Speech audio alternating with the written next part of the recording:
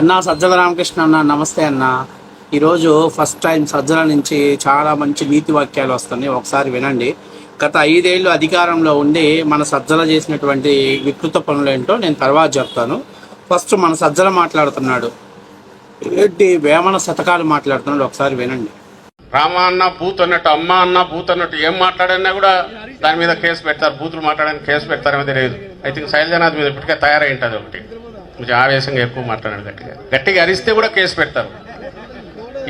ఎదురు గుండెలు అదిరినాయి ప్రజలకు, భయపెట్టాడు ప్రజలను, వాళ్ళ గుండెలు అదిరినాయి, బీపీ పెంచినాడు అని చెప్పి పెట్టచ్చు కేసు. అంటే చట్టాన్ని ఇంటర్ప్రిటేషను, చట్టాన్ని ఎట్లా వక్రీకరించడం అనేది ఏ లెవెల్కి పోయారంటే, ఇట్లా పెట్టాలంటే బహుశా మనం వచ్చిన 6 నెలల్లోనే వాళ్ళందరినీ పెట్టేసిండొచ్చు. కోర్స్ రేపు వచ్చినాక అదే మనం చేయాలి, తప్పదు.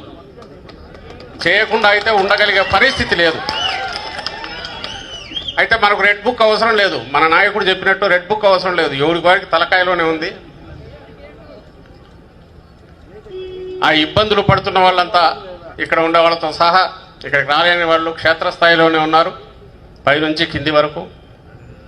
జగన్మోహన్ రెడ్డి గారి దాటికి తట్టుకోలేక ఆయనను జనంలోంచి ఎలా ఉండకుండా చేయాలనడంతో పాటు, ఆయన సెక్యూరిటీని కాంప్రమైజ్ చేయడంతో పాటు, ఆఖరుకు పార్టీ అనేది లేకుండా ఎట్లా చేయాలి మొత్తం తీసేనే అంతవరకు వాళ్ళ కుట్ర ఉంది. ఇంకా వేరే రకంగా ఎదుర్కోగలమని వాళ్ళకి నమ్మకం లేదు, ధీమా లేదు.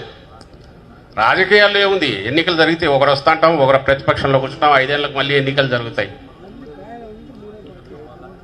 కానీ ప్రజాస్వామ్యబద్ధంగానో పద్ధతి ప్రకారం రాలేమని తెలుసు కాబట్టి, ఇంకా అన్ని వేషాలు అయిపోయినాయి కాబట్టి, ఇంకా ఉండే శక్తులన్నింటినీ కూడగట్టుకుని మన చచ్చి బతికి బయటకు పెట్టినాడు. వాటన్నిటి దీనివల్ల వచ్చిన విజయం అది. దాన్ని విజయం అని చెప్పుకోవడానికి సిగ్గుపడాల. బట్ అది విజయం, మనం యాక్సెప్ట్ చేస్తాం ప్రజాస్వామ్యంలో. ఇంకోసారి రాలేనని తెలుసు. రావాలంటే ఒక్కటేంటంటే ప్రతిపక్షం ఉండకూడదు, అందులోనూ వైఎస్ఆర్సీపీ ఉండకూడదు, జగన్మోహన్ రెడ్డి గారు ఉండకూడదు. ఇది టార్గెట్. కానీ తన భ్రమ అది.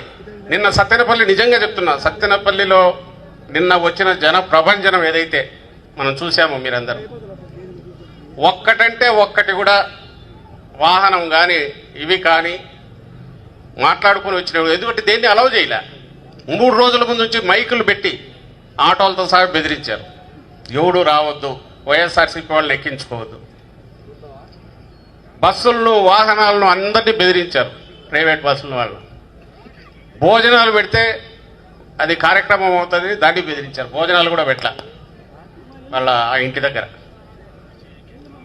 3 రోజులు 4 రోజులు మైకులు పెట్టి బెదిరించి, ఆ రోజు కూడా మీరు చూసింటారు టీవీలో, లాఠీ చార్జ్ ఎక్కడికెక్కడ నాయకులందరినీ ఎక్కడికి రానియకుండా కట్టడి చేస్తే పెళ్ళుబికి తన్నుకొని ఎట్లొచ్చారో చూశారుగా. ఒక్కటంటే ఒక్కటి వాహనం, ఎవరు నలుగురు మాట్లాడుకొని వచ్చింది లేదు, నాయకులు పెట్టింది లేదు. అన్ని 2 వీలర్స్ ఎక్కడికక్కడ వచ్చేసారు. అది రిజల్ట్. నువ్వు తొక్కే కొద్దీ రివర్స్ కొట్టడం అట్లే కొడుతుంది అనేది ఈరోజు మన చూపించినారు. చూసారు కదా సజ్జల గారు, నేను మిమ్మల్ని అడిగేది, గత 5 ఏళ్లలో మీరు ఏం చేశారో దానికి మళ్ళీ ప్రతిఫలం అనేది ఖచ్చితంగా రివర్స్ తన్నుకొని వస్తుంది. ఫస్ట్ ఆఫ్ ఆల్, గత 5 ఏళ్ళు మీ చేతిలో అధికారం ఉంది కదా అని చెప్పేసి ప్రజావేదికను కూల్చారు. అట్లాగే మాట్లాడిన ప్రతిపక్ష నాయకుల ప్రతి ఒక్కరి ఇళ్ల మీద దాడి చేశారు. చింతకాల అయ్యన్న పాత్ర గారి ఇంటిని అర్ధరాత్రి పూట కూల్చేసి పోలీసుల్ని రాత్రి దొంగల్లా పంపించారు. పల్లా శ్రీనివాసరావు గారి బిల్డింగ్ కూల్చేశారు. మచిలీపట్నంలో ఉన్నటువంటి కొల్లు రవీంద్ర గారిని అరెస్ట్ చేశారు. తర్వాత అచ్చెన్నాయుడు గారిని అరెస్ట్ చేశారు.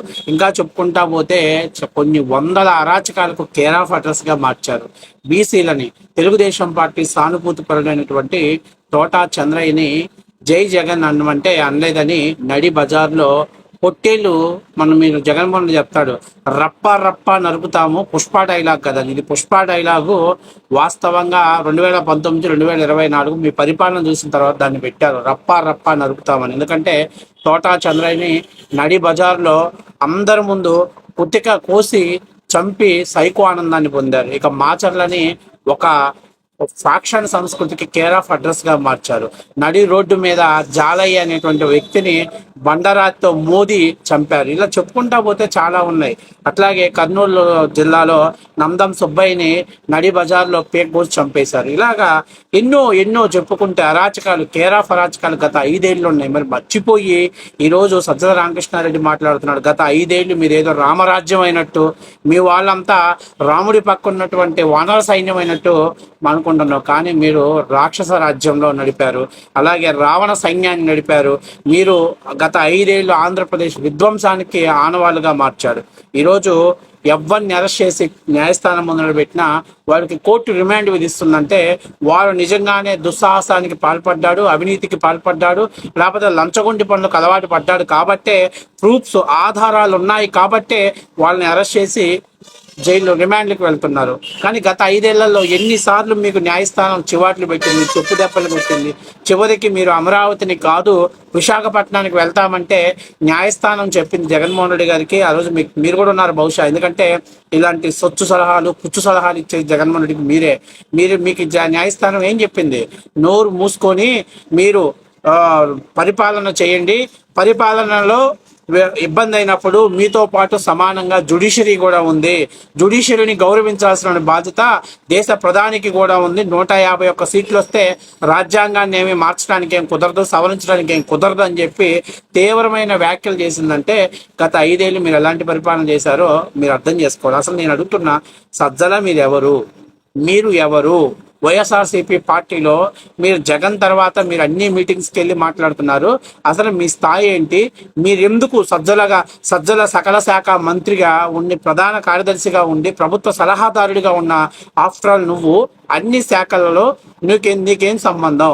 అంతేకాకుండా గతంలో హోమ్ మినిస్టర్ ఓపెన్ చేయాల్సినటువంటి భవనాల్ని హోమ్ మినిస్టర్ని డమ్మీ క్యాండిడేట్గా పెట్టి నువ్వు ఓపెన్ చేసావు. అసలు నీకు అంత రైట్స్ ఉన్నాయా?